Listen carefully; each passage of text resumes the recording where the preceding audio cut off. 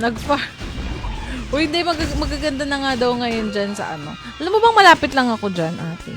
As in. Dun sa Bulacan na yan, malapit lang ako dyan. Yung bahay namin dyan.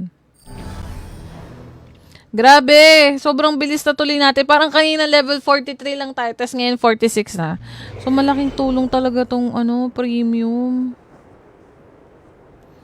Kaya pala, yung iba sinasabi papa-premium sila, ganyan.